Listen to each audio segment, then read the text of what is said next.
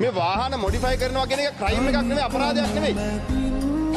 ඒකට ප්‍රවාහන පනතේ ප්‍රතිපාදන තියෙනවා.